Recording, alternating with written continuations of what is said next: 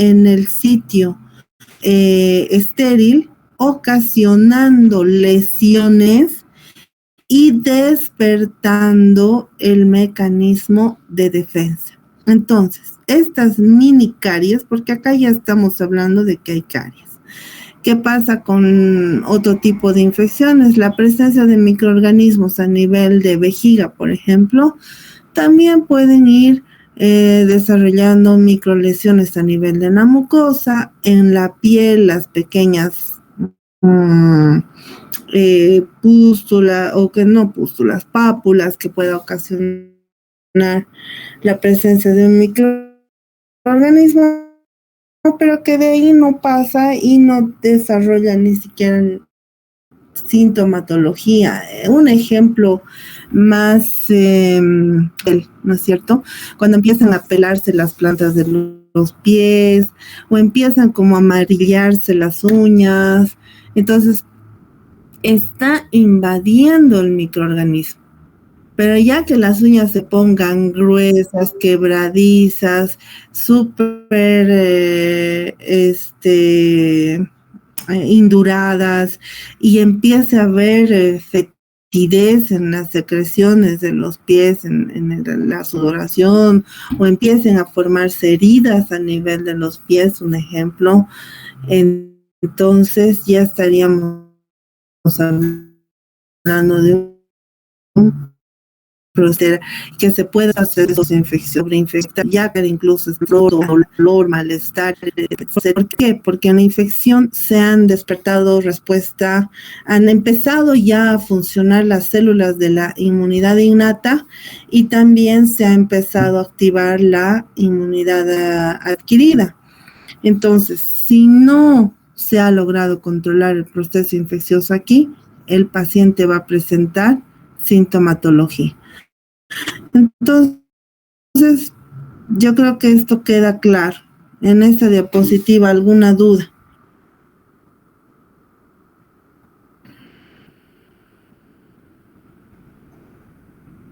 Nada. Y aquí lo que hablábamos, ¿no? Las características de la inflamación: calor, rubor, tumor, dolor y pérdida de la función, que no necesariamente tiene que estar relacionado con lo que es traumatología, lo de pérdida de función, sino que también se pierde la función de los órganos que estén sometidos a un proceso infeccioso. Cuando hablamos de infección, estamos justamente en la primera etapa de lo que es infección. Cuando hablamos de inflamación, ya estamos en infección. En infección está el microorganismo que está despertando el sistema inmunológico. Acuérdense que esto se conoce como antígeno. Está presente el antígeno, responde nuestro sistema inmunológico, hay respuesta inflamatoria, ¿sí? Pero todavía no hay enfermedad. Se está tratando de controlar el proceso. Decíamos que inmunidad es un sinónimo, si quisiéramos referirnos así en esta clase, porque no vendría literariamente a hacer utilizar estos términos como sinónimos, ¿no? Inmunidad, protección. Eso se deben acordar siempre. ¿Para qué o cuál es la función de nuestro sistema inmunológico? Protección. Protegernos contra la agresión de agentes infecciosos. Hablábamos de que la inmunidad se puede clasificar en pasiva, en activa, en innata, en adquirida, y la pasiva puede ser natural o artificial, igual que la activa, natural o artificial. La pasiva, decíamos, natural, cuando transfieren los anticuerpos la madre al feto; artificial, las inmunoglobulinas que nos administran en el suero antirrábico, en el suero antitetánico. En la activa natural se desarrolla después de haber sufrido un proceso infeccioso o haber desarrollado enfermedad por algún microorganismo.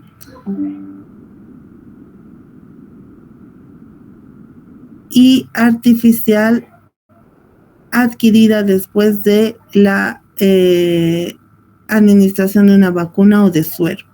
En la inmunidad innata, que también recibe otros nombres, natural o inespecífica, es la primera línea de defensa. Actúa inmediatamente, rápidamente, entre 6 a 12 horas aproximadamente. No tiene una fase de adaptación, no tiene que pasar un tiempo para que se estimule. No es antígeno específica, no existe memoria inmunológica, no reacciona contra antígenos propios. Todo lo contrario para la adquirida. La adquirida es secundaria, es la segunda línea de defensa. Tiene fase de adaptación. Necesitamos que el microorganismo esté presente para que haya una activación, no presente, sino que se esté, que a causa de su presencia se estén formando citoquinas, quimoquinas, interleucinas, etcétera, que van a estimular la llegada de mayor cantidad de células, incluidos linfocitos T-B, y que estos macrófagos alcancen a los ganglios, se presenten a los linfocitos, etcétera. Ese tiempo de adaptación necesita la inmunidad adquirida. Tarda más o menos en actuar entre 7 a 10 días. Eso dice la literatura, y nosotros nos hemos puesto para que sea un tiempo fácil de recordar, 2 semanas, ¿no? 14 días. Entonces nos quedemos con 2 semanas. Es antígeno específica. Aquí en la inespecífica responde el sistema inmunológico igual que si fuese virus, bacteria, cuerpo extraño, no importa. Igual reacción. Pero en la adquirida es antígeno específica. ¿Por qué antígeno específica?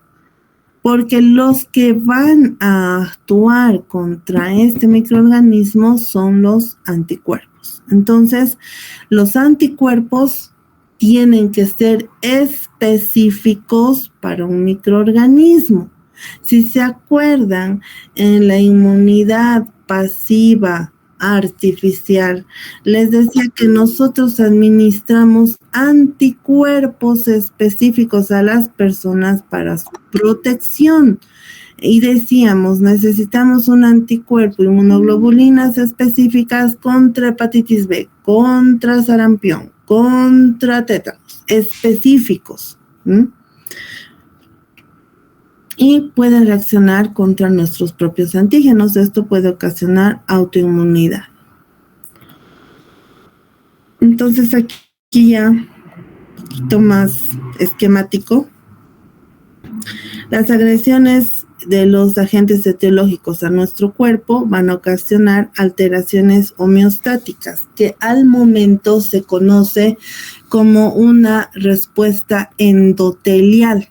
Y entonces cuando tú lees en los artículos o en los libros la respuesta endotelial, es humanamente imposible que en el instante que leas entiendas, porque es una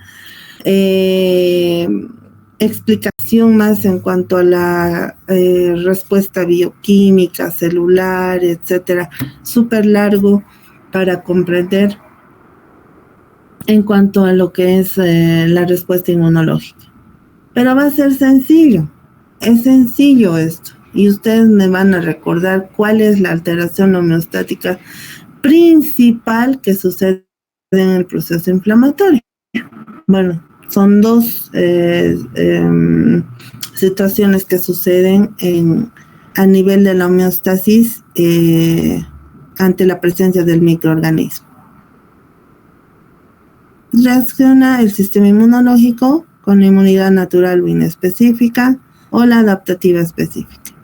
En la natural van a responder barreras físicas, barreras químicas, células fagocitarias, proteínas plasmáticas. Estamos hablando todavía de inmunidad innata, acuérdense, ¿no?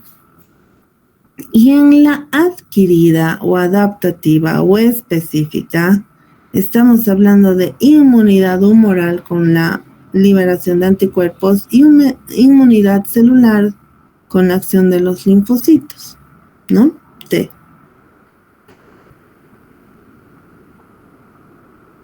Aquí un poquito más esquemático. Inmunidad innata, las barreras, las células, y les decía, están los fagocitos, la CNK, los glóbulos rojos, las plaquetas, mastocitos, células dendríticas, células de la microglía, todos los tipos de macrófagos, ¿no? Los tisulares y los vasculares. También participa el complemento, y esta va a reaccionar en horas. En días, la adaptativa o adquirida, y tenemos dos: los linfocitos T y los linfocitos B, que tampoco es así tan sencillo, porque aquí están los linfocitos T helper 1, 2, 4, 8, que son los, el 17, que son los que más nos van a colaborar en lo que es la respuesta inmunológica. Por ahora los vamos a nombrar en general: linfocitos T, que activan a los B. Los B, cuando están activados, se denominan células plasmáticas, y las células plasmáticas son las que van a producir los anticuerpos. Y esto sucede, hemos dicho, hasta 14 días le vamos a dar el tiempo.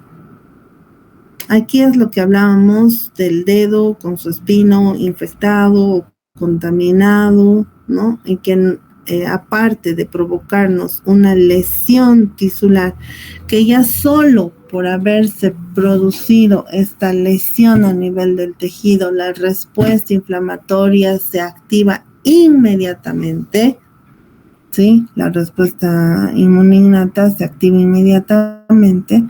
Y también la presencia de los microorganismos van a estimular una activación más acelerada. ¿Quiénes actúan primero? Macrófagos tisulares. Estos macrófagos fagocitan al microorganismo. Dentro del macrófago se va a producir el lisosoma. Este produce interleucinas, enzimas líticas, y produce una lisis, destrucción de la pared de los microorganismos, convirtiéndolos en pequeñas partículas. Estos macrófagos van a poder alcanzar el torrente sanguíneo a través de las uniones desmosómicas que se han separado por la vasodilatación. La vasodilatación provoca que se separen las uniones, y estos macrófagos y estas bacterias o microorganismos ingresan al torrente sanguíneo. Por ese mismo sitio por donde está ingresando este macrófago, las bacterias, salen también células de defensa, que pueden ser más macrófagos, neutrófilos, obviamente las tres líneas de sanguíneas, sí, plaquetas, glóbulos rojos, van a salir linfocitos T, linfocitos B. Todos esos salen, tienen que salir, salen anticuerpos. ¿Por qué tienen que salir todos esos? Porque tienen que ayudarnos a defendernos contra los microorganismos. Esta división que se hace entre inmunidad innata, explicándoles las barreras, las células, etc. Y separamos y decimos 10 días después la inmunidad adquirida. Entonces se activan el linfocito T, activa el B, se producen anticuerpos, salen los anticuerpos. Esa división que estamos haciendo es únicamente una división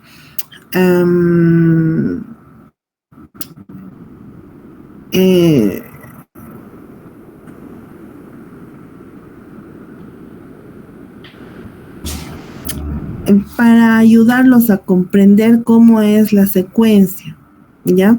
Es solamente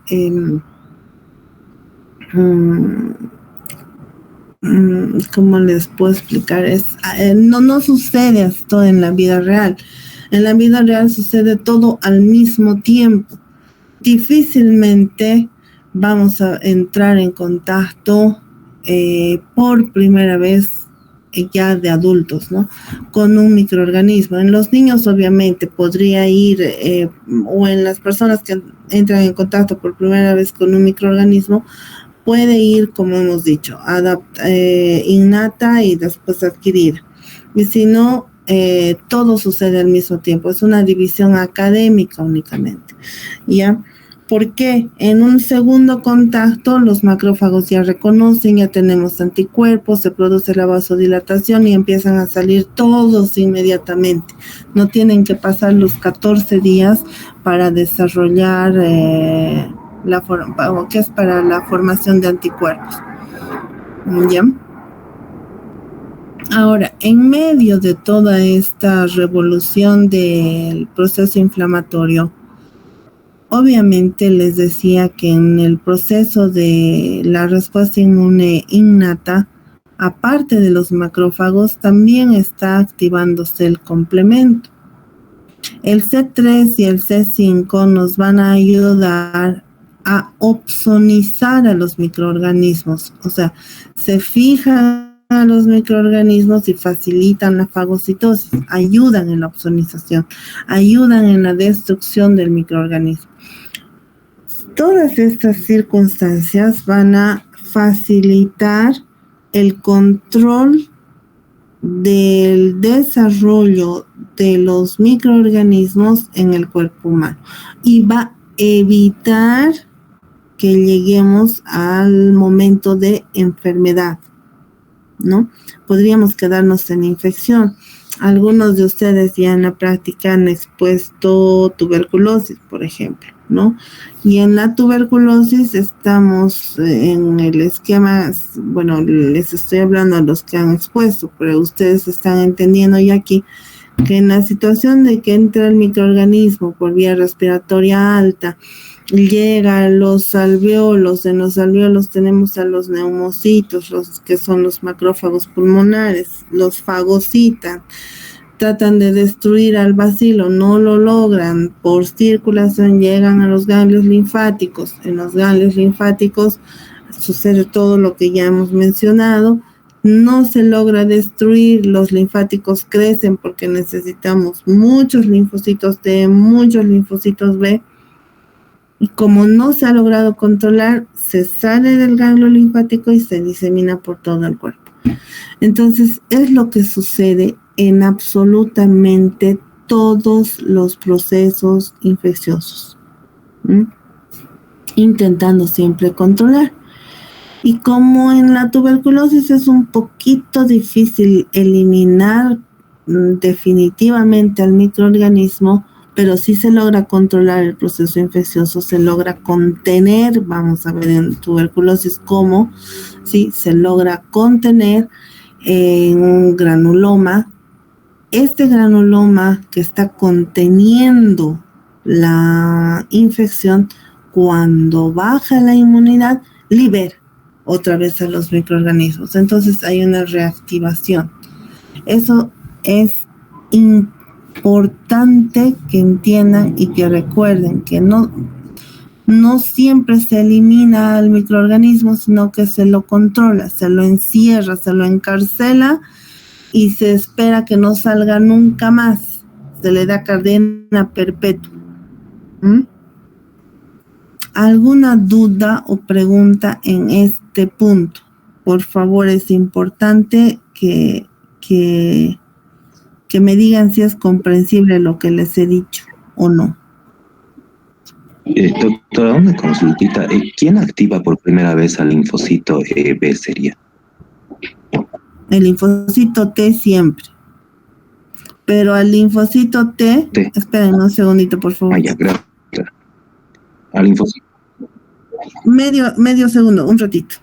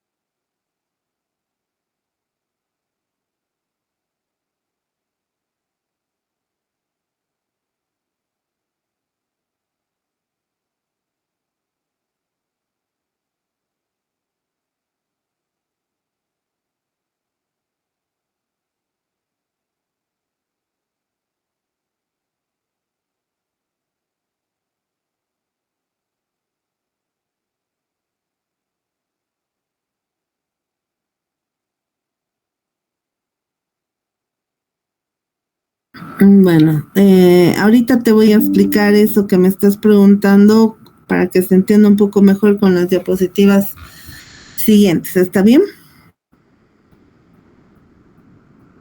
Sí, doctora, muchas gracias. Vamos a empezar indicando que lo primero que debe suceder es el contacto con el microorganismo. Primero que nada. Primer punto, contacto con el microorganismo. Que eso se denominaría colonización. Que en situaciones de riesgo en las que el paciente tenga inmunidad baja, haya una puerta de ingreso para el microorganismo, esté recibiendo medicamentos inmunosupresores que viene con lo mismo de inmunidad deprimida, permita que el microorganismo invada. En este caso, no hay inmunidad disminuida, no recibe ningún medicamento esta persona, pero ha habido una inoculación directa del microorganismo. Invasión. Hemos ayudado, ya no necesita colonizar. O probablemente está colonizada la piel y lo único que está haciendo este accidente es permitir o facilitar la invasión del microorganismo. Entonces, primero contacto, segundo la invasión, y acá en la invasión, cuando ya el microorganismo ha alcanzado sitios estériles, los macrófagos intentan destruir al microorganismo. ¿Qué macrófagos? Tisulares, los que están en tejido. Estos producen citoquinas, producen sustancias quimiotácticas, ¿sí? Que van a estimular los vasos sanguíneos, provocando vasodilatación y aumento de la permeabilidad. Hasta ahí está claro. Además, estos macrófagos, una vez hayan fagocitado los microorganismos, pueden ingresar a la circulación a través de los espacios de las uniones desmosómicas. Y en sangre, ya a nivel de los capilares, alcanzar los ganglios linfáticos,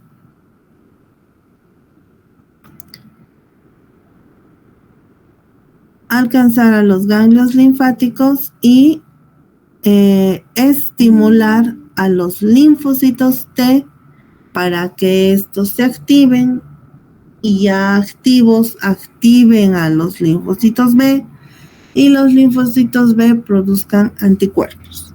Más o menos esa es la secuencia, saltándonos un montón de pasos. Si han leído como les dije la semana pasada, el tema de inflamación, se dan cuenta que nos estamos saltando más del 90% del libro o del tema. ¿Hasta ahí está claro? No sé si te he respondido, doctor, y ya vamos a ir aclarando con esto. Sí, doctora, muchas gracias. Y doctora, una preguntita más en respecto a este tema.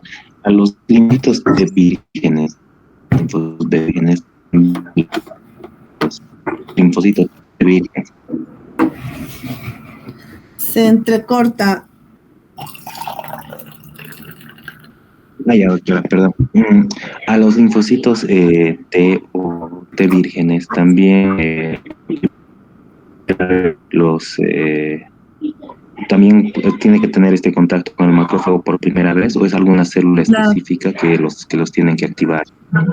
Es que en realidad este macrófago que ha fagocitado, y les digo que produce lisocimas en su interior y van a producir lisis en la pared bacteriana, va a convertir la bacteria en minúsculas partículas. Este macrófago va a sacar una pequeña partícula a su superficie que se conoce como epítope, y esta célula con el epítope el que va a llegar al ganglio linfático y va a estimular a los linfocitos T. Esta célula, este macrófago con su epítope, cambia de nombre y se denomina célula presentadora de antígeno. Por si has leído y hay esa confusión, pero es el macrófago con su epítope. Simplemente le estamos cambiando de nombre porque va a presentar el antígeno a los linfocitos T. Estos T activan a los B, que cambian de nombre ahora que son activos y se llaman células plasmáticas, pero siguen siendo B, ¿sí? Estos B activados o células plasmáticas, que sería su segundo nombre, son los que van a producir los anticuerpos. ¿Está bien? Ahora, ¿cuáles son Clarísimo, doctor. Muchas gracias. Perfecto. Ahora, ¿cuáles son estos estímulos para que la respuesta inmunológica despierte? Estímulos infecciosos, estímulos físicos, estímulos químicos y traumáticos.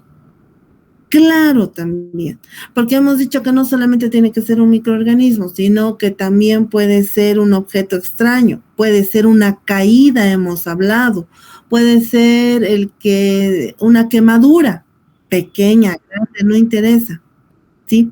Entonces, estamos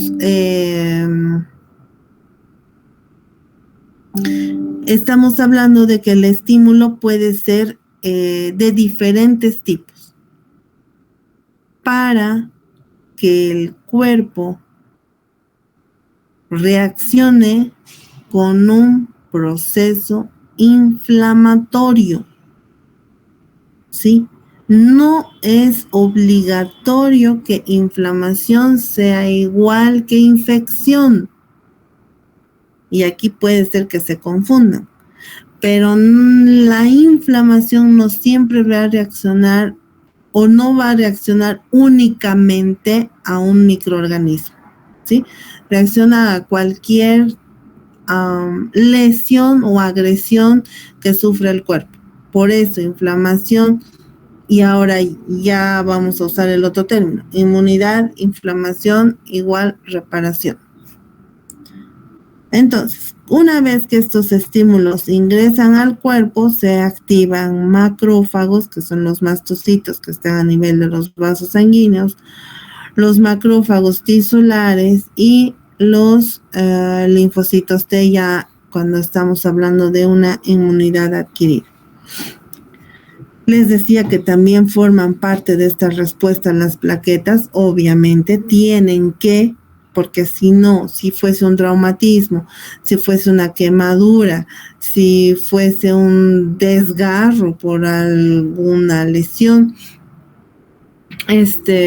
¿cómo se produciría la reparación tisular o cómo se formaría el coágulo si no hay la participación de las plaquetas, ¿no es cierto?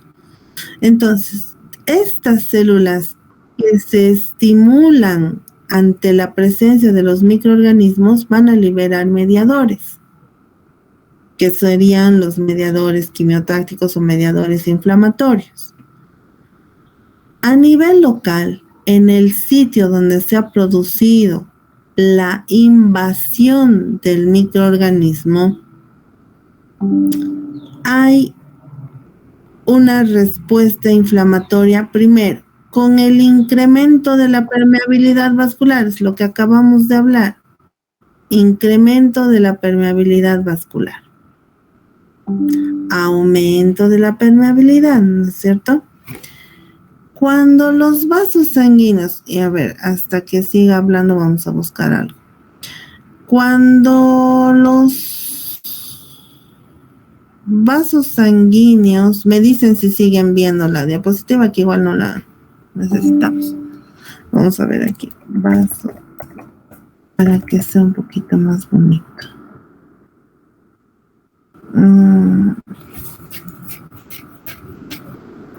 Exactamente, esto es lo que quiero.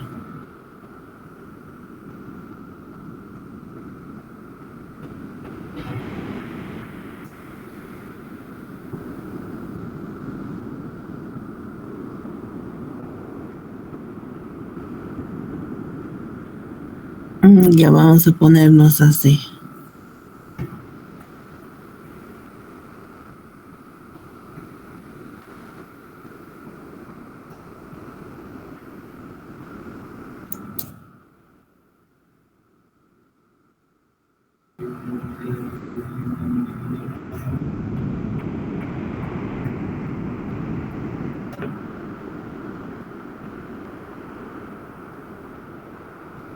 Y aquí. Esta es la ventaja del virtual, ¿no?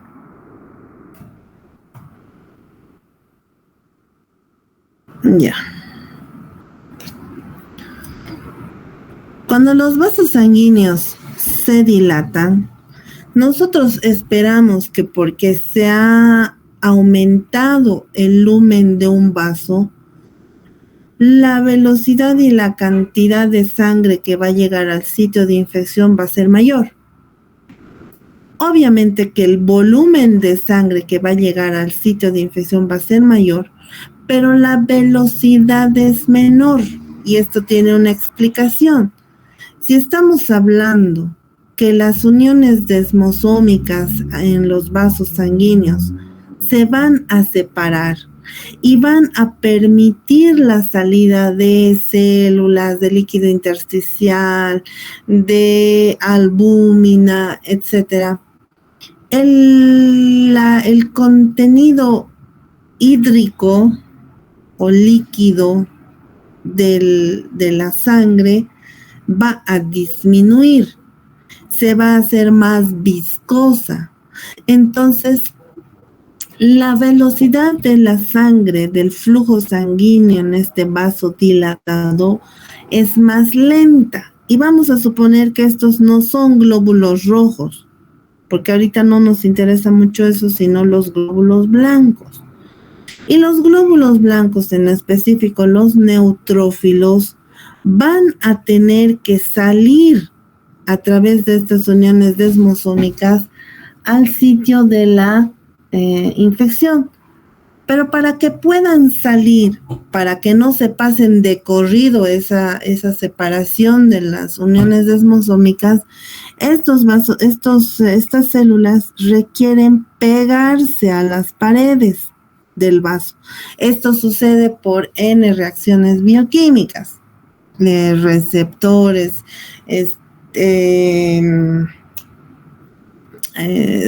sitios de unión entre los linfocitos y la pared de los vasos, ¿sí? Se pega.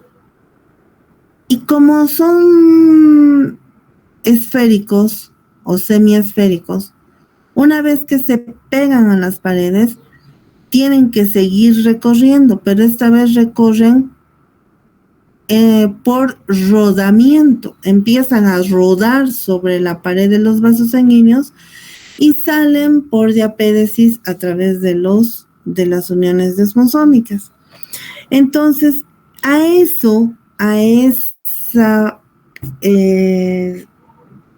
ese momento en el que el endotelio reacciona a las sustancias bioquímicas, a las citoquinas proinflamatorias, una vez que reacciona y se vasodilata, y además por dentro tiene que reaccionar también para facilitar la adhesión del glóbulo blanco, se conoce como activación del endotelio. Entonces ya no había sido tan difícil, ¿sí? Además necesitamos marginación y migración, que es lo que estamos diciendo, se pega y empieza a rodar, eso es, ¿sí? De los polimorfonucleares, de los macrófagos, de los linfocitos. Y finalmente la salida. Esta expresión de la adherencia es lo mismo que estamos diciendo acá. Primero se tienen que ir acercando a la pared, se pegan a la pared y empiezan a rodar. Entonces, fíjense qué tipo de citoquinas o qué tipo de productos quimiotácticos son las que necesitamos para que se desarrolle todo eso. Si queremos hacer un resumen, y esto es del libro de Rojas que les he dicho que pueden descargar de internet de forma gratuita, el incremento de permeabilidad sucede por las quininas, prostaglandinas, leucotrienos, histamina, factor de activación de las plaquetas y el complemento. El complemento es realmente importante, un factor muy importante para el proceso inflamatorio. La activación del endotelio, factor de necrosis tumoral, interleucina 1 beta, la marginación de la inmigración de los polimorfonucleares, macrófagos y linfocitos, leucotrieno B, interleucina 8, complemento otra vez, ¿sí? Y todo esto facilita la adherencia de las células a la pared endotelial. Entonces, cuando veamos sepsis, ustedes van a entender fácilmente cómo sucede la fisiopatología de esta enfermedad y a qué se denomina en sepsis reacción endotelial. Ya lo están viendo. Ahora, una vez que se ha producido la vasodilatación, ¿sí? El mismo vaso sanguíneo vasodilatado, también sus células van a empezar a producir otras sustancias. Es una respuesta sistémica ya. Hay liberación de factor de necrosis tumoral, interleucina 1, interleucina 6, que si ustedes han estado trabajando tal vez en esta época de pandemia y demás y han tenido que revisar el tema de COVID, ¿se acuerdan que la interleucina 6 es un factor importantísimo para la fisiopatología de esta enfermedad?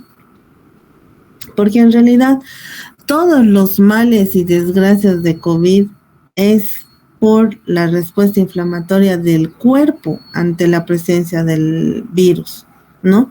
Entonces, estas interleucinas que ya son sistémicas, que se están produciendo a nivel del mismo vaso sanguíneo, van a provocar una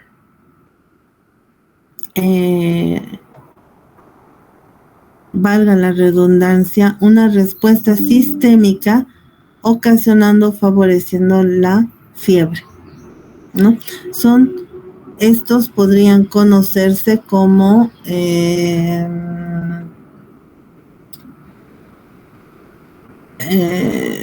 sustancias que estimulan la subida de la temperatura, ¿no? Ahora, para la activación del endotelio seguimos, interleucina 1, interleucina 6, siguen actuando a nivel sistémico. Fíjense esto, Estas a nivel del hipotálamo van a actuar y haciendo que suba la temperatura. Las mismas a nivel hepático, que se afecte la producción de proteínas de fase aguda.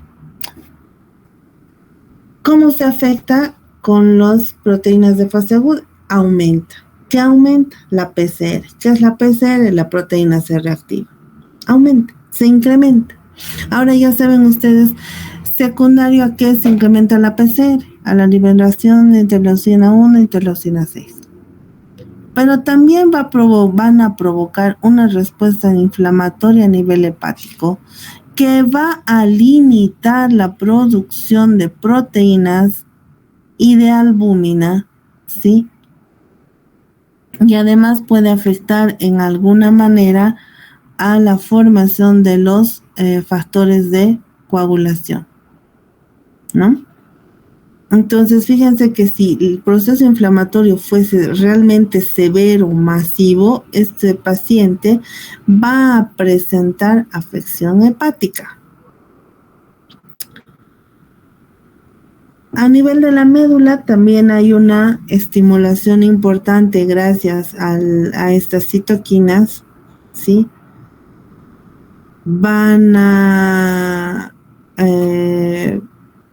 Va a producirse mayor liberación de estas citoquinas, estimulación en la mayor producción de polimorfonucleares. Estos polimorfonucleares se van a activar una vez formados también por las mismas citoquinas y ya van a estar activos para la respuesta ante la presentación del antígeno. Entonces, esta foto es realmente importante y nos va a ayudar a entender qué es lo que sucede dentro del cuerpo, ¿sí? Una vez que estamos en contacto con el microorganismo. Esta activación del sistema de quininas o cómo es que se produce, hay un daño tisular, se activa el factor de Hagemann. Este factor va a estimular va a estimular la producción del activador de precalicreína. Esto activa el sistema de coagulación, hay formación de fibrina, quimiotaxis. Esta fibrina va a provocar mayor quimiotaxis también de polimorfonucleares. También hay una formación, una producción mayor de calicreína. La calicreína produce la liberación de citoquinas, de quininas, perdón. Estas quininas están relacionadas durante el proceso inflamatorio con el dolor, con el aumento de la permeabilidad de los vasos sanguíneos y con la vasodilatación, que en realidad esto es lo que nos interesa que suceda para que por quimiotaxis los polimorfonucleares alcancen el sitio de la infección. Y finalmente, la activación del sistema fibrinolítico hace que se produzca plasmina. Esta ESIN de la fibrina la convierte en fragmentos, ¿sí? Y estos fragmentos de fibrina van a provocar la activación del complemento, lo que va a facilitar la quimiotaxis y vasodilatación de los vasos sanguíneos. Además, este complemento también opsoniza los microorganismos, facilitando su fagocitosis y destrucción. Entonces, se dan cuenta que todo está relacionado, ¿sí? Nada funciona por separado. ¿Hasta aquí alguna duda?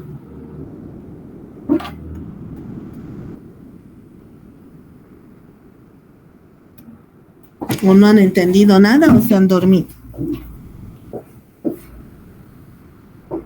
No, sí, doctora, todo bien.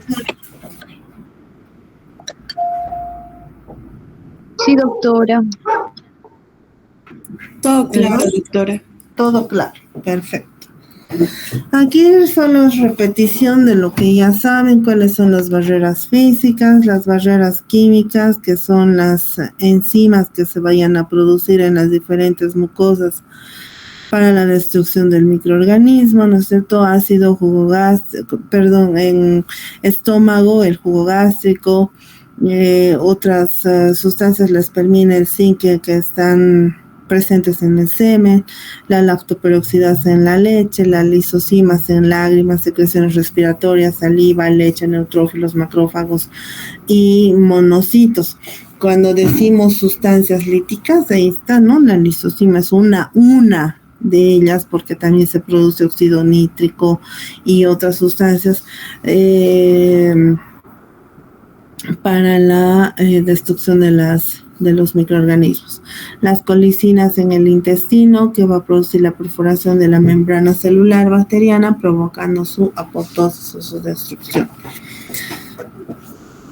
Bueno, la flora autóctona, que va a competir con la flora bacteriana para la destrucción de bacteriana patógena, ¿no? Para la destrucción del microorganismo. ¿Dónde está? Voy a cargar la computadora, se está descargando.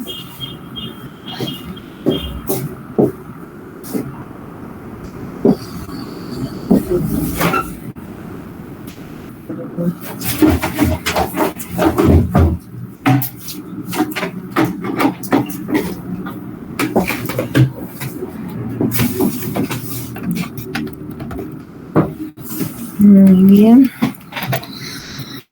Las células que intervienen principalmente en nuestra defensa innata, las células natural killer, que destruyen las células extrañas, y las células infectadas o tumorales, produciendo agujeros en las membranas de los microorganismos, producen perforinas. Entonces, todo está en función de destruir al microorganismo.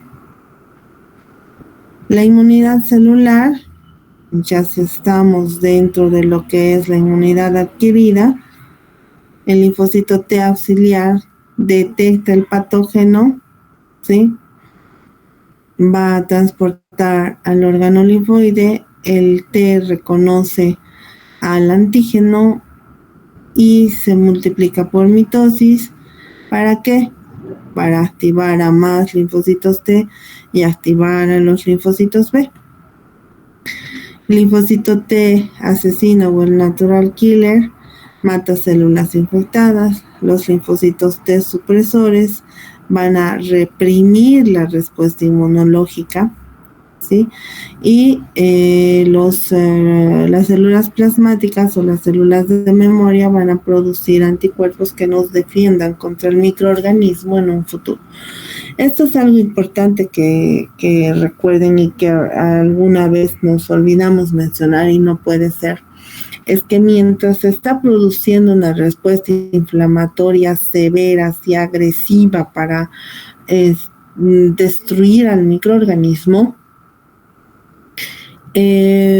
también a la par se están liberando sustancias y activando células que repriman esta respuesta inmunológica. ¿Por qué necesitamos esto? Para que no sea desordenada la respuesta inmunológica, para que no sea deleteria para el paciente, para la persona que está sufriendo de este proceso inflamatorio, ¿sí? Necesitamos que haya una supresión de la respuesta inmunológica. Obviamente que si definimos suprimir es que anula, no, controla, limita la respuesta inmunológica. En cuanto a la inmunidad humoral, el macrófago auxiliar, otra vez decimos que va a activar a los linfocitos T, los B reconocen por los T al antígeno y se divide en células plasmáticas, células memoria. Las plasmáticas producen anticuerpos. Estos anticuerpos activan complemento, facilitan la oxigenización, la fagocitosis, y la lisis de las células, ¿sí? Producen sustancias también quimiotácticas que van a atraer más macrófagos, y las células memoria que van a producir los anticuerpos para la respuesta futura a subsecuentes exposiciones. Ahora, en cuanto a respuesta inmunológica, esa es la forma como nos protegemos contra los microorganismos. Obviamente hay situaciones en las que no nos podemos proteger solos. Entonces está la vacunación y la inmunización. La vacunación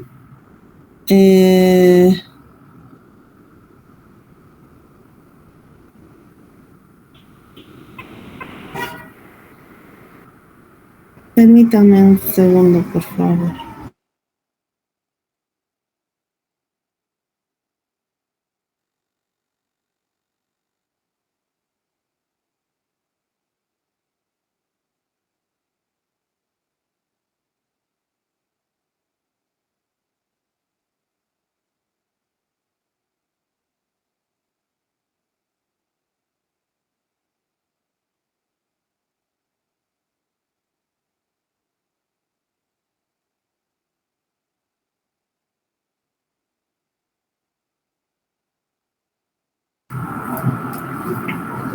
Entonces tenemos la vacunación, que viene a ser una forma de prevención.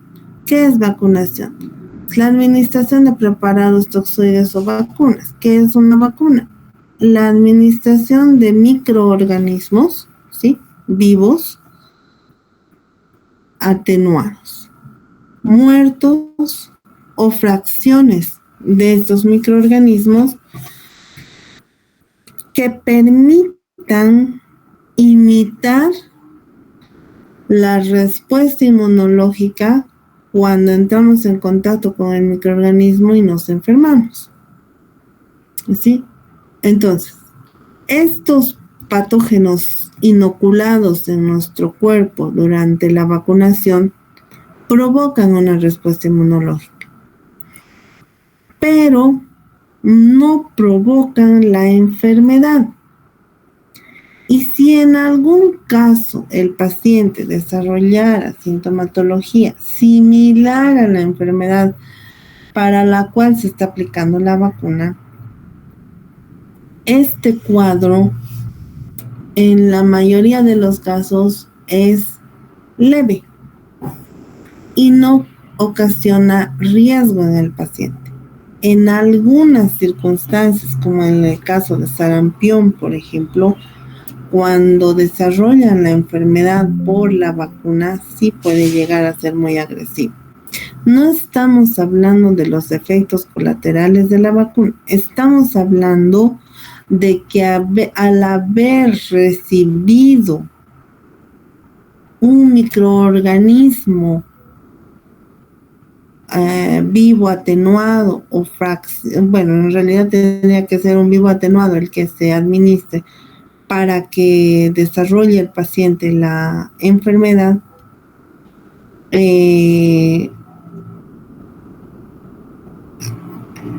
a ver, otra vez ordenándome.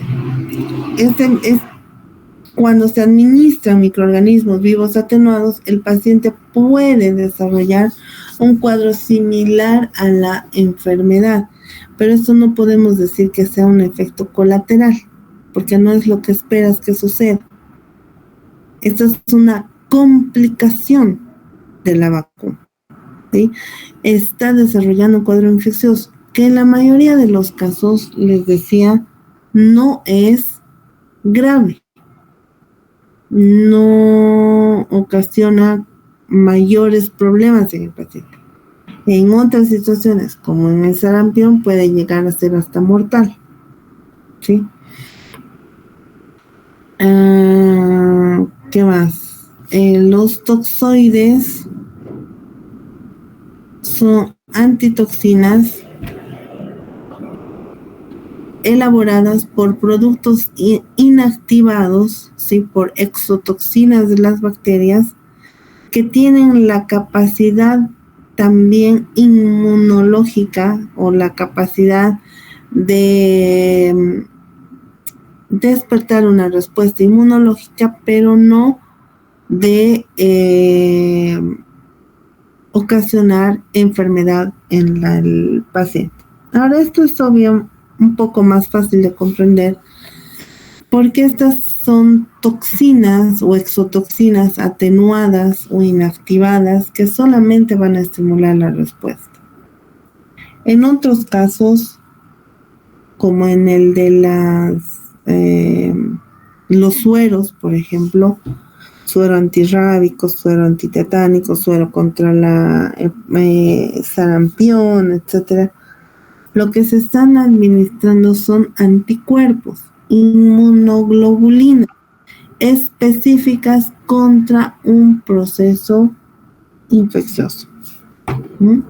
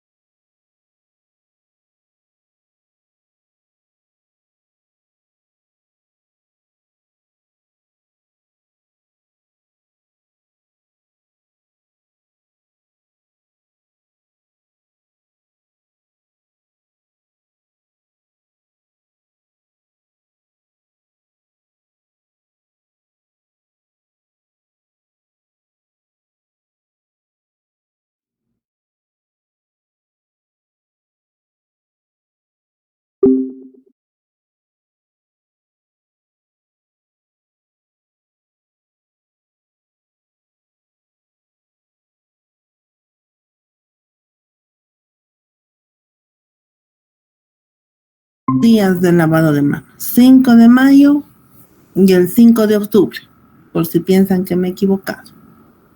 5 de mayo, Estados Unidos; 5 de octubre, Francia. Y en eso nos ponemos de acuerdo. Pero lo que sí es clave es que queremos evitar que sean nuestras manos los vehículos de transporte de microorganismos para nuestros pacientes, para nosotros mismos o para nuestras familias. ¿Cuál es el conflicto? Si ustedes tuvieran estas manos así de mugrosas, obviamente que ni se atreverían a tocar a su paciente, ¿verdad? No lo tocarían. Ni siquiera ustedes se tocarían. No se arreglarían el pelo, no se rascan la nariz, qué sé yo, ¿sí? No se ponen un dedo encima. ¿Qué hacen? Inmediatamente se lavan. El problema está aquí. Cuando nuestras manos lucen limpias, ¿sí? Y hasta brillan de tan limpias que están, Creemos que no están contaminadas, que no están colonizadas. Obviamente, pero ustedes me dirán, pero ¿y qué hago con la flora normal? Obvio, sí, esa flora normal la tenemos todos y está siempre y no se va a quitar nunca. Pero cada vez que ingresemos a un centro de salud y nos apoyemos en mesas, en sillas, exploremos a un paciente, hagamos la curación de un paciente, cualquier cosa, sujetemos un expediente clínico. Nuestras manos ya se han colonizado flora patógena. Entonces, esta es la flora peligrosa, que si nosotros no controlamos a través de una higiene correcta de las manos, vamos a llevar de un paciente a otro paciente los microorganismos. Y si el paciente es inmunocomprometido al que le llegan los microorganismos, imagínense lo que puede suceder. ¿Qué puede suceder? Contrae un microorganismo. Estamos hablando dentro del hospital, puede ser un microorganismo multiresistente. Adquiere una infección por este multiresistente y ¿qué pasa? Se muere o desarrolla un proceso séptico, un proceso infeccioso severo, grave, ¿no? Entonces, lo que nosotros queremos evitar justamente es el desarrollo de la flora patógena, que se conoce como flora transitoria, en la superficie de las manos. Por eso es la exigencia de la higiene de manos constante. No una vez al día, no una vez durante la práctica, constante. ¿Sí? Fíjense, esta persona está resfriada, se limpia la nariz y va y explora al paciente. No se lava las manos, no se pasa alcohol, no hace nada. Está contaminando. Si está predispuesto para enfermar o le revisa acá por vía respiratoria, imagínense, ¿no? Lo está colonizando. Está predispuesto para la enfermedad y desarrolla un resfriado, desarrolla una neumonía, qué sé yo. Todos estos son los sitios contaminados. Y si queremos desde la puerta de ingreso, tenemos muchos, están las barandas, las puertas. Qué manía de subir y bajar las gradas agarrados de una baranda como si fuesen viejitos. Que me disculpen, los viejitos deberían usar su bastón, no las barandas, ¿no? Pero bueno, es la forma como nos colonizamos las manos. Que me apoyo en la mesa, que agarro la mesita, que el expediente, es más, me abrazo del expediente. Anda a apagar el monitor, apago el monitor. Me voy al otro paciente que también suena su monitor, le apago su monitor. No me lavo las manos. Para nada. ¿Sí? Y estoy llevando, fíjense, en el servicio tenemos 20 camas. Si entramos a explorar al paciente de la cama 1 y no me lavo en absoluto durante toda la visita médica y llego a la cama 20 y también lo exploro y he explorado a todos, estoy colonizando al de la cama 20 con los microorganismos de los 19 pacientes que estaban por detrás. Entonces seguro que ese se va a morir en algún momento por un proceso infeccioso, si es un inmunocomprometido. Entonces, ¿qué pasa? Los microorganismos se pegan a nuestras manos. ¿Cómo se logra evitar que suceda o que se queden ahí? Con la higiene de manos. Mala costumbre, hacer todo sin guantes. Peor costumbre, caminar con guantes por todo el hospital. No es permitido. Ustedes van a ponerse o van a calzarse los guantes para explorar. Estos son neonatitos, merecen nuestro respeto, nuestro cuidado. Si quieres explorarlos así, lávate, pásate con jabón y agua, lávate bien.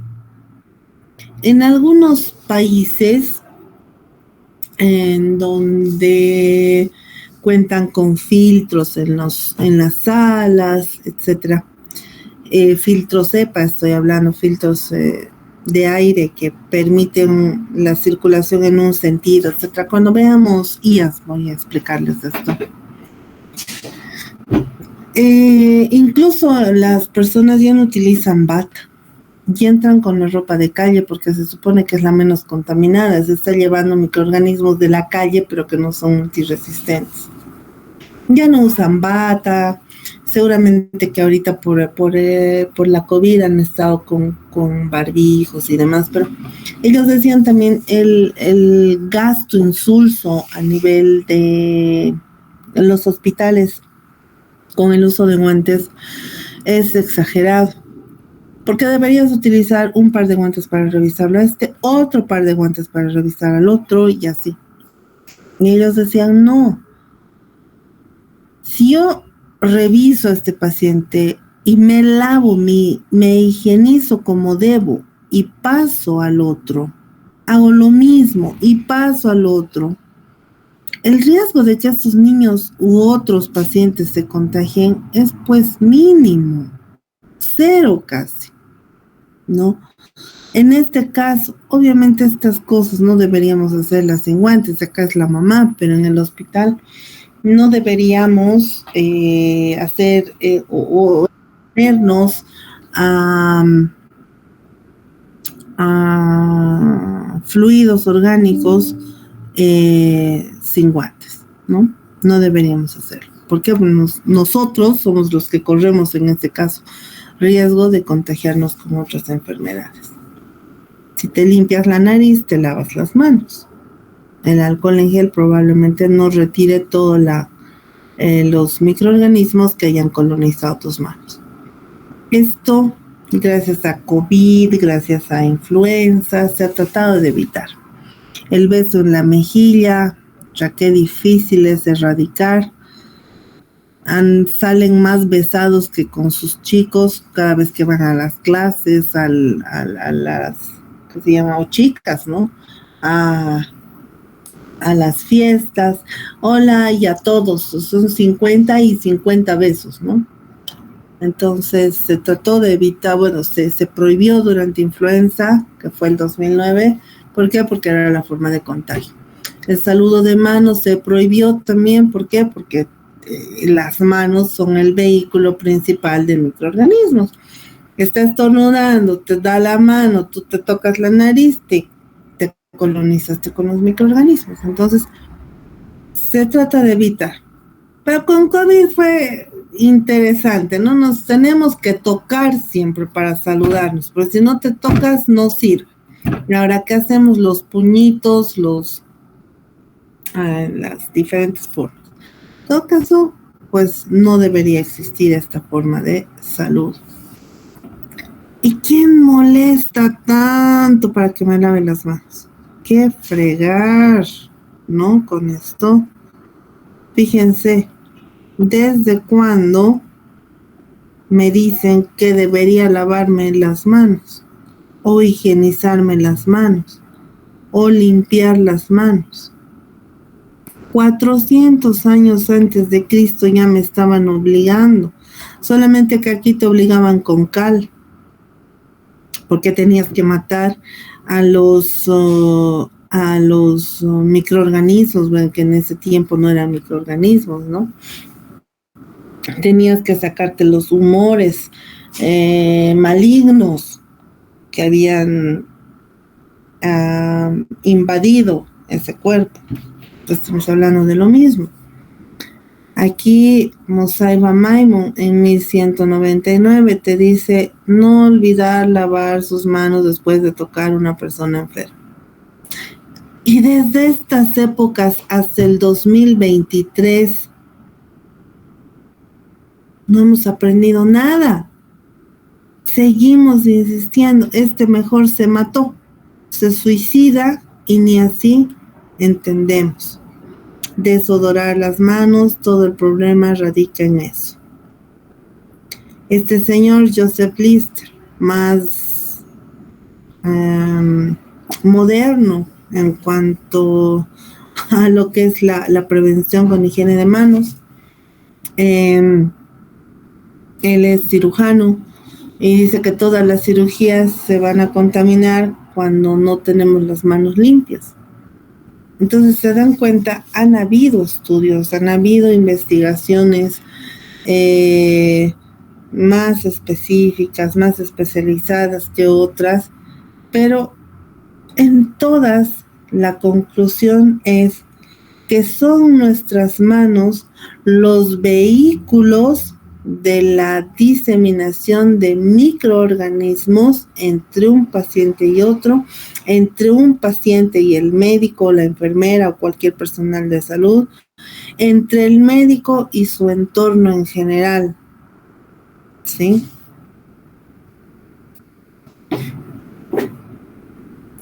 Ahora les decía, nosotros estamos colonizados con microorganismos, ¿sí?, en diferentes partes de nuestro cuerpo. Pero al estar ya en un centro, en un ámbito hospitalario, también nos colonizamos por microorganismos multiresistentes. Y tenemos costumbres muy raras. Me rasco aquí, me rasco aquí, me rasco aquí, me rasco allá. Y me rasco por todo lado, pero me rasco. De que me rasco, me rasco. ¿Y qué pasa? Nos colonizamos. Fíjense. A nivel de cuero cabelludo tenemos por centímetro cuadrado 1 millón de bacterias, de unidades formadoras de colonias. A nivel axilar, hasta 100,000 unidades formadoras de colonias. En el ombligo, cuando le andan retirando la pelusa de ahí, ¿no? Juegan todavía con eso. 10,000 unidades formadoras de colonias. A nivel de las muñecas, no se olviden que la muñeca es el sitio tal vez más sucio de nuestras manos, ¿no? 10,000 unidades formadoras de colonias, antebrazos, muñecas. Y las manos. ¿Las manos de quién son las más mugrosas? De los médicos. ¿Por qué? Porque son médicos, son dioses, son más grandes que Messi. ¿Y qué pasa? No le puedes decir que se lave las manos. No se lava las manos y le dices y no sales disparado hasta la estratosfera. Y fíjense la cantidad de bacterias que tenemos. 3.9. Esto sería 30,900 unidades formadoras de colonias, hasta 1 millón de unidades formadoras de colonias por centímetro cuadrado de nuestras hermosas y bellas y sacrosantas manos. Entonces se dan cuenta el riesgo al que se expone cada paciente cada vez que ingresa a nuestros centros para ser atendidos.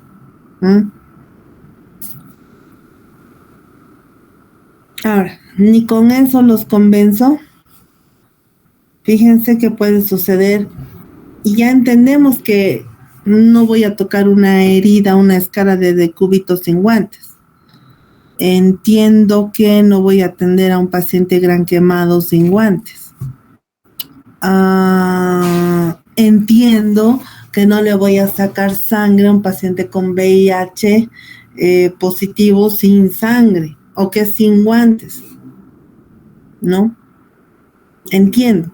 El contacto directo con el paciente me coloniza, me contagia, me puedo enfermar. Entonces, soy egoísta y yo no me quiero enfermar, uso guantes. ¿Por qué digo egoísta? Porque en lugar de pensar que yo le voy a traspasar algo al paciente, me estoy cuidando. Yo, solo pienso en mí y yo me cuido, yo me pongo guantes. Aunque sea así, protéjanse y protejan al otro.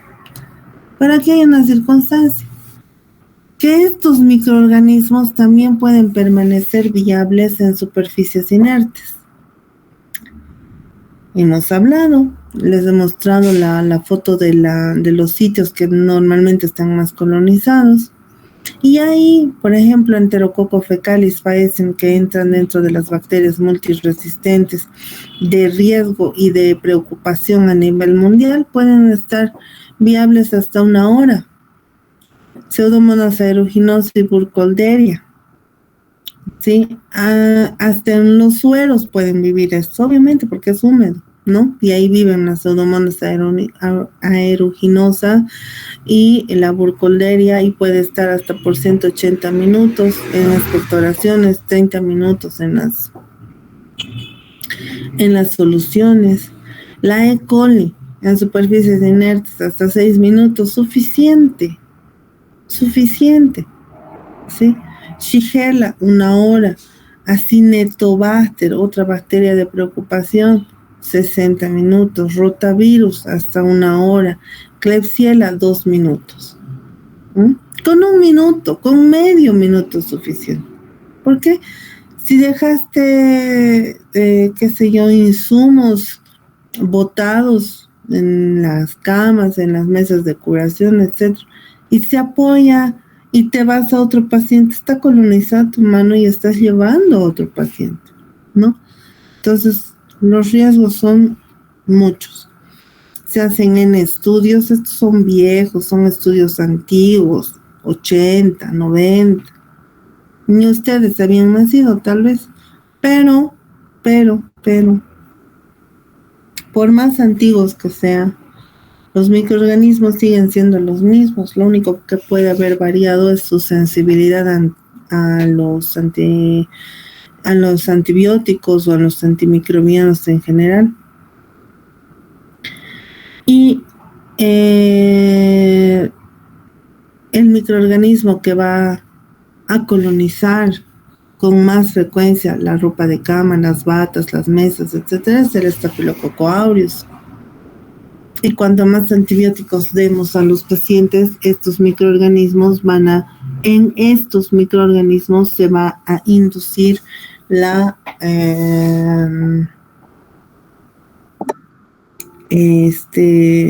resistencia.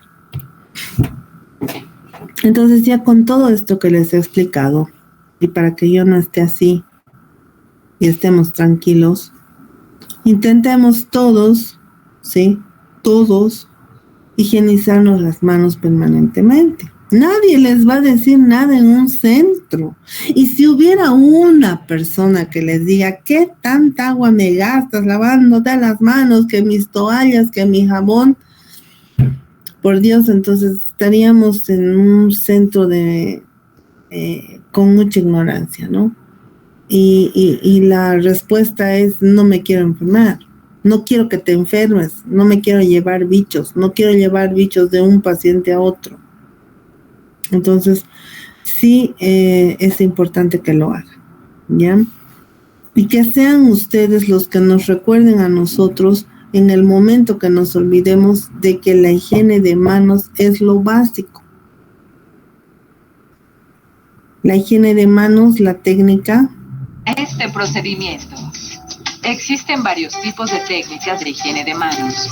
Una de ellas es el lavado de manos con agua y jabón. El personal deberá mantener las uñas cortas, no mayores a 5 milímetros, limpias y sin esmalte. Antes de realizar el lavado de manos, retirar anillos, pulseras y reloj. Los pasos para esta técnica son: 1. Abrir la llave y regular el chorro de agua. 2.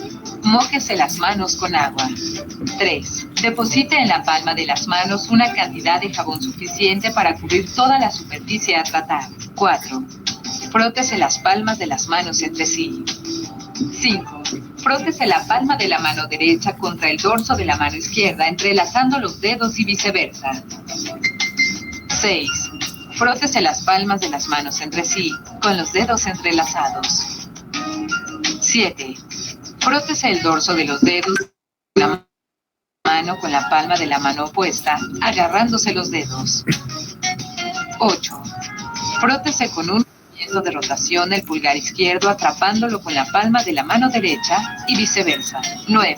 Frótese la punta de los dedos de la mano derecha contra la palma de la mano izquierda, haciendo un movimiento de rotación y viceversa.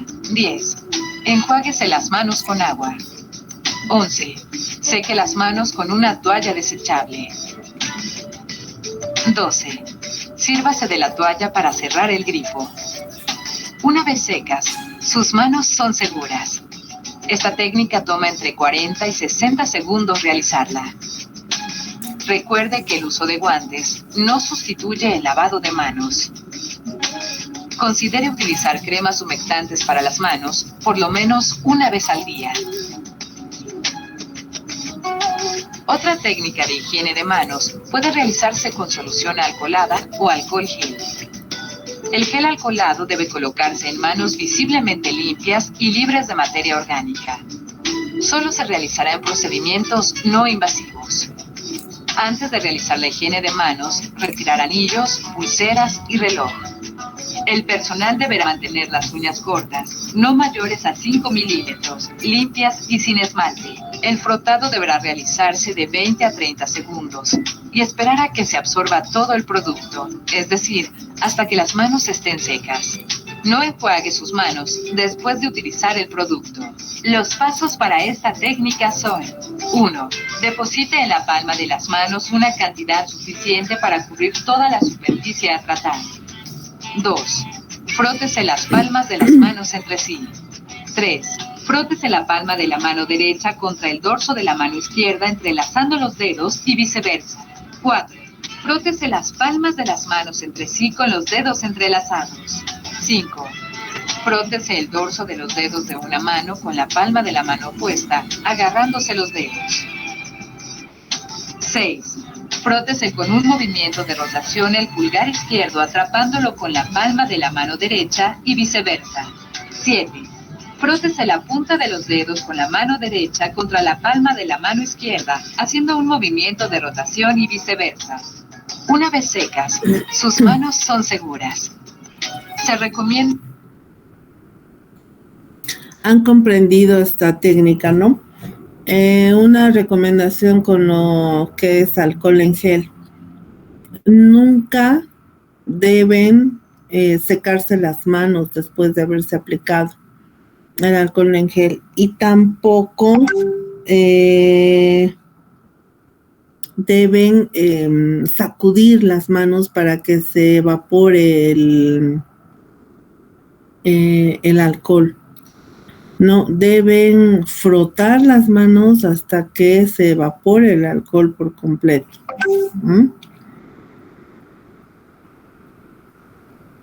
Bueno, acá nos hablaban de uñas cortas, no más de medio centímetro de largo. La gente es terca y la gente tiene que opinar y la gente tiene que hacerse escuchar.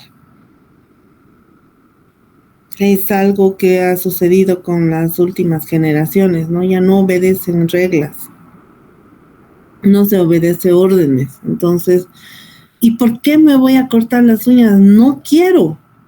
Quiero uñas largas y súper largas. Ahora que me has dicho que me corte, ahora las quiero de 10 metros, todas torcidas, no importa.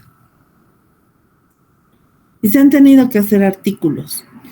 Y los artículos te dicen que estas uñas largas pueden no ser necesariamente el vehículo de microorganismos para infecciones cruzadas. ¿Qué quiere decir cruzado? Que le paso de un paciente a otro el microorganismo.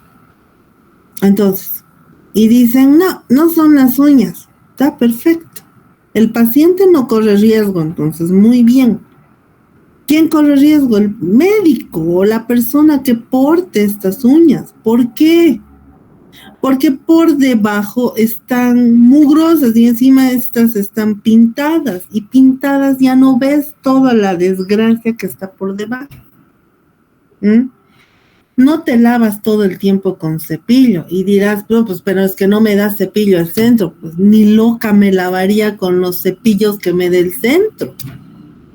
Tendría que manejar una bolsita con mi con mi cepillo, con mi jabón, con mi esponja, qué sé, ridículo. Entonces, anillos, otro lío. No, pues que estoy casado, estoy casada y no me retiro los anillos porque me mata mi esposo o mi esposa y tengo que utilizar el anillo. Usted a mí no me retira el anillo ni aunque me mate. También han hecho un estudio o miles de estudios, ¿no? Ese es el anillo, el que es causante de la infección cruzada. Tampoco han determinado específicamente que sea, pero se queda todo muroso por debajo de tanto lavarte o de tanto manipular las manos, ¿sí? Al trabajar, al escribir, al explorar, al curar, etc.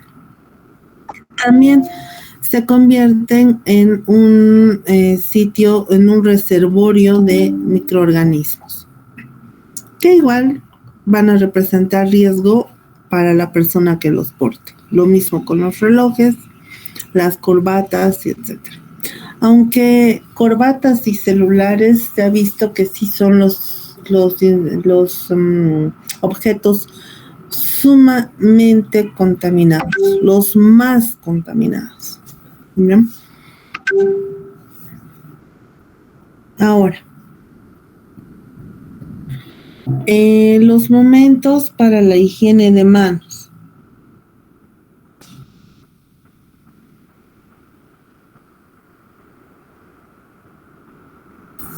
Tenemos el área limpia, que es la que está más próxima al paciente, casi 1 metro a la redonda del paciente. Eso podemos considerar como área limpia. O área del paciente, porque así como que limpia, ya por ser paciente puede no considerarse como tal. Y el área del trabajador, que generalmente está a 1 metro más, los revisan sin tocar a los pacientes, ¿no es cierto? Entonces, ese es el punto un poco complicado en la parte de internación.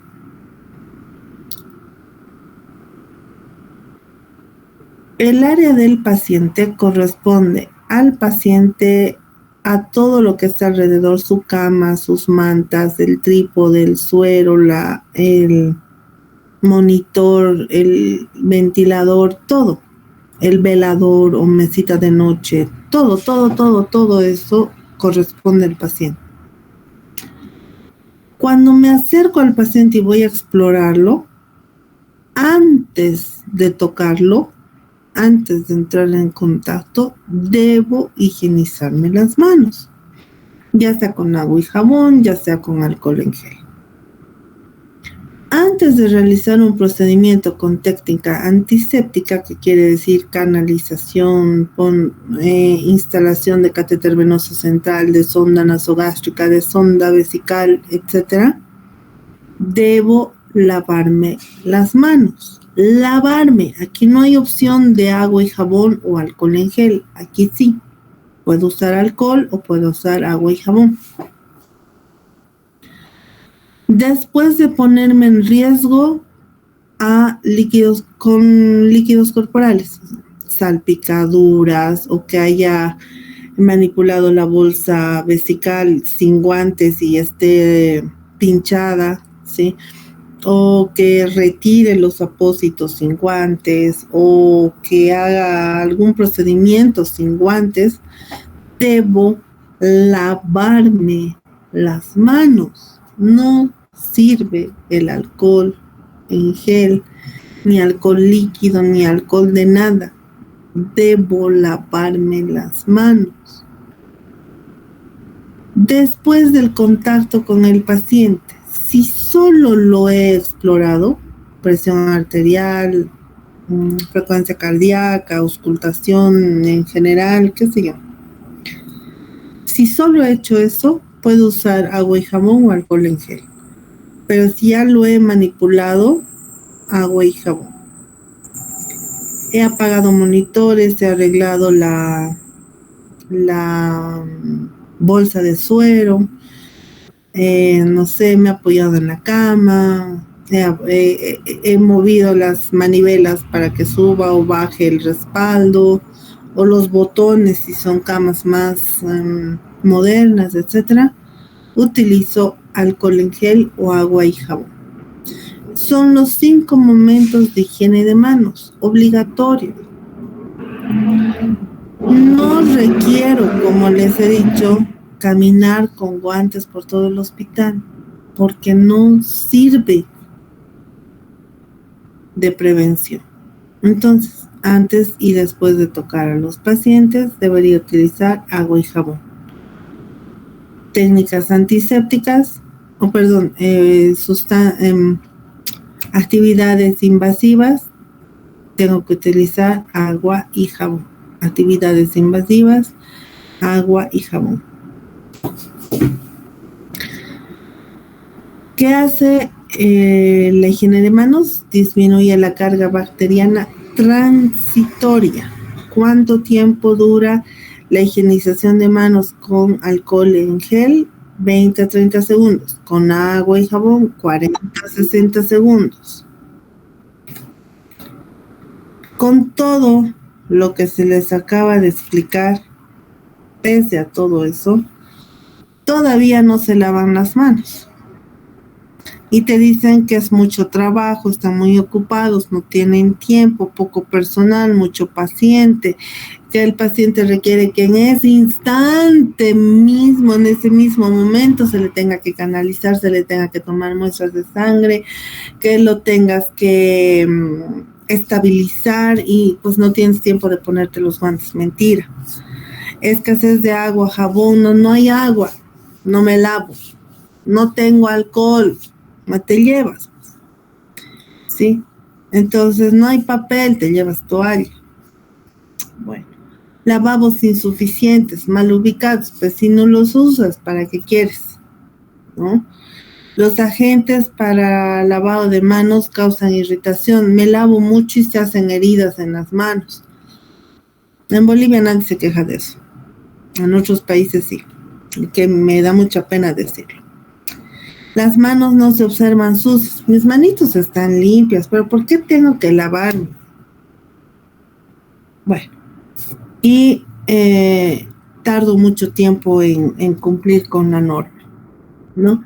O el alcohol en gel, por ejemplo, está en un sitio inaccesible, pero si no alcanzo al alcohol, puedo acceder al lavabo para lavarme las manos. Han hecho estudios de cuánto tiempo tardas en lavarte por turno, etcétera. O sea, tanta cosa para convencer a las personas y ni así acabamos de convencerlas, ¿no? El lema es, y debería ser para todos nosotros, que de nuestro compromiso depende la salud de todos.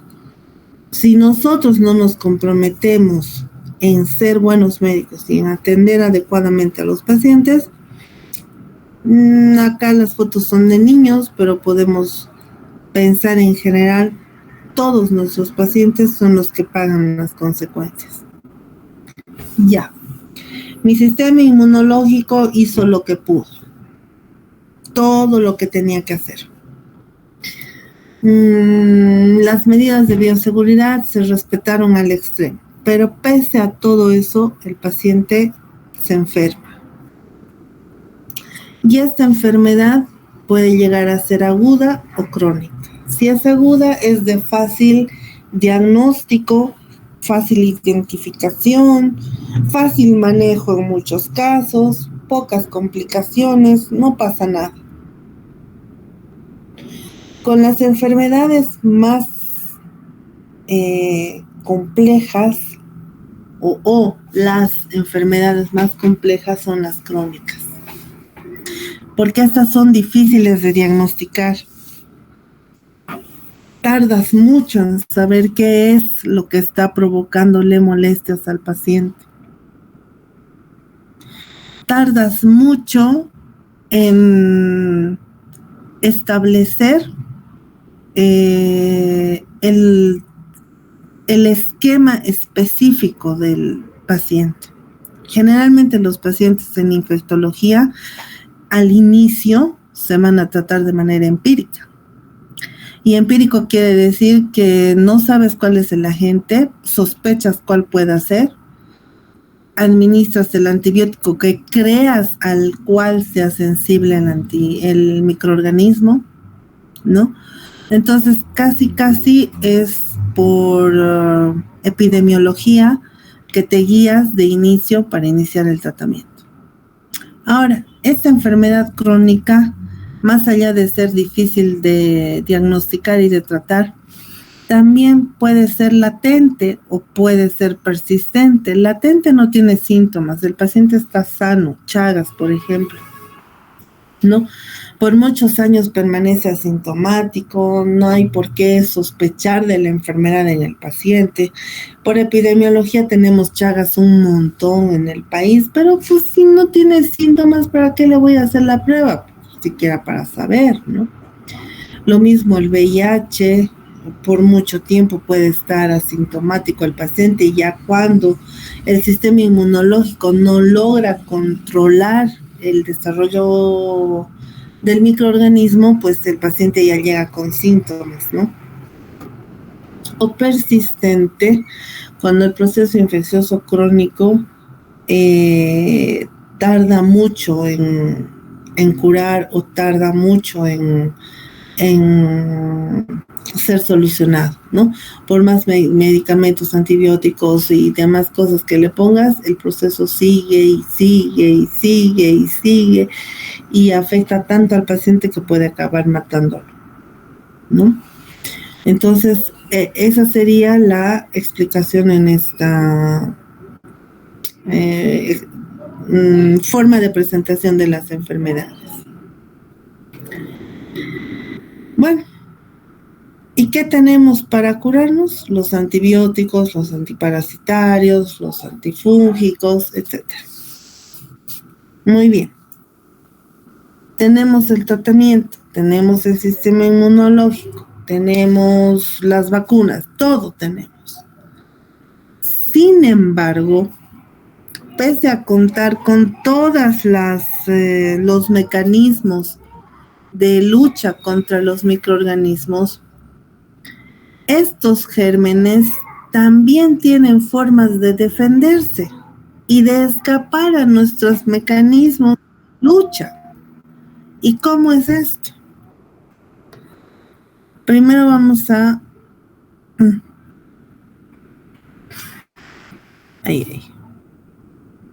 definir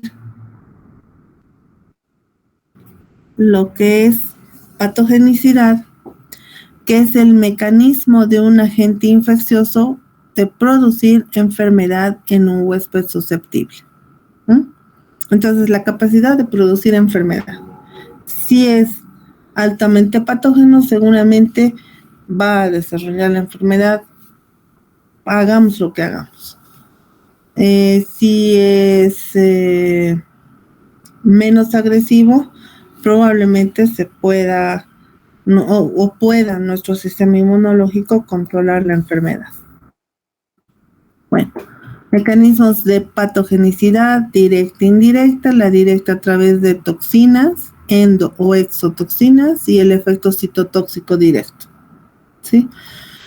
Las toxinas que van a despertar la respuesta inmunológica, y estas toxinas que despiertan la respuesta inmunológica provocando la liberación de anticuerpos, estos anticuerpos van a reaccionar contra nuestras mismas células,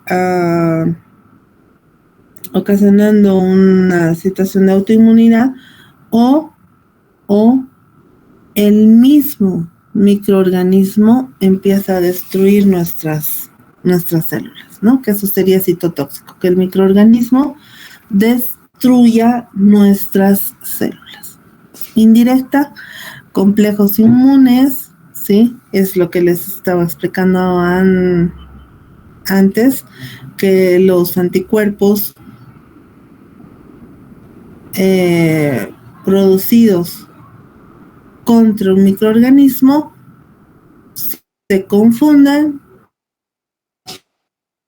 y se fijen a los antígenos de nuestras células y provoquen su destrucción, ¿no? Autoinmunidad, etc. Reacciones inmunes mediadas por células o anticuerpos, que es la inmunidad adquirida. Esos serían los mecanismos de patogenicidad, ¿no? Afectan, alteran estas respuestas, estos microorganismos. Se escapan, se esconden de nuestro sistema inmunológico y logran desarrollarse sin ningún problema, sin correr el riesgo de ser destruidos. ¿Qué es un mecanismo de virulencia? La agresividad, la maldad, si quiere, con la que un microorganismo actúa en contra nuestra. Y está fácil, ya lo hemos repetido 100 veces. Adherencia, colonización, invasión. Se multiplica en el sitio que está invadiendo. Se disemina por los vasos sanguíneos a todo el cuerpo, ya sea el microorganismo, ya sean sus toxinas, etc. Y finalmente produce un daño tisular. Esos son los mecanismos de virulencia. Facilito. Otro mecanismo de escape que tienen los microorganismos son la formación de biofilms o biopelículas, que si se fijan, y alguna vez explicaba, son casitas de bacterias, ¿no? Las bacterias empiezan a formar como un caparazón, como un ecosistema cerrado para ellas solas, en el cual el metabolismo de estas bacterias es reducido totalmente, se detiene la multiplicación bacteriana, ¿sí? O si se van multiplicando es sumamente lento, se enlentece el desarrollo de estas bacterias. Y a esta pared que está formado por exopolisacáridos, proteínas y ácidos nucleicos de las bacterias, no son capaces de atravesar ni anticuerpos, ni fagocitos, ni antibióticos, ni nada. Estos biofilms son realmente unos mecanismos muy efectivos de escapar al sistema inmunológico. Entonces, pero tienen como les digo, una propiedad más, que no está completamente cerrado este biofilm. Existe una pequeña puertita por donde salen pequeñas cantidades de bacterias y ocasionan una perpetuación del proceso infeccioso, ¿no? Y es lo que podríamos denominar en infectología la bacteremia, ¿no? Es lo que provoca esta biofilm, una perpetuación de bacteremias. Y cuando van liberándose estos microorganismos, o en el momento en que se liberan, el paciente realmente se pone muy mal. Tiene fiebres muy altas, escalofríos severos, hay hipotensión. Realmente luce sumamente mal. Pero son escasas estas bacterias, entonces el sistema inmunológico, y por esta respuesta permanente al estímulo, la inflamación es tan agresiva, los destruyen. Son destruidos, son controlados, baja la fiebre, el paciente está mejor, se tranquiliza, vuelve la fiebre y así. Durante todo el día puede estar el paciente presentando ese cuadro. Obviamente que en algún momento esto puede desgastar mucho al sistema y el paciente desarrollar un cuadro agresivo. Otro mecanismo de escape es el mecanismo de evasión. Evitan ser reconocidas, alteran sus receptores. Ya no son identificadas fácilmente los microorganismos. Modifican las vías de señalización, lo mismo. Evitan la fagocitosis, ¿sí? Evita, ya que haya sido fagocitada, aunque sea dentro del macrófago, no se activa el fagosoma, no se activa el lisosoma, no se liberan sustancias líticas, y entonces está feliz dentro de la principal célula de defensa, está viviendo el microorganismo. Entonces se multiplica rápidamente, tiene una buena cantidad de nutrientes, etc. Puede vivir dentro del fagosoma, incluso sin provocar la liberación de lisosomas. Y finalmente pueden producir citoquinas antiinflamatorias como el bacilo de tuberculosis, que libera la interleucina 10, inhibe las citoquinas, evita la activación del proceso inflamatorio y además se multiplica sumamente lento. Entonces, pues tiene tiempo suficiente para desarrollar la enfermedad. Esto ya nos está hablando también de mutaciones, muchas mutaciones que van a desarrollar los microorganismos para evitar ser identificados por el sistema inmunológico y ser destruidos. Primer tema concluido. ¿Alguna pregunta?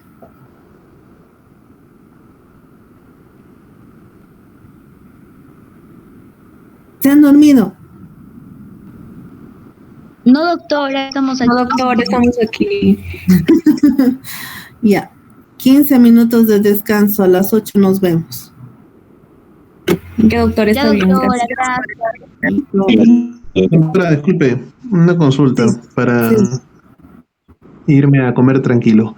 En el caso, por ejemplo, de que usted menciona biofilm, un ejemplo sería la placa bacteriana que se pone en los dientes y puede provocar una gingivitis. ¿Ese sería un ejemplo de un biofilm? Sí, eso es. Ya, listo. Exactamente. Gracias. Nos vemos en 15.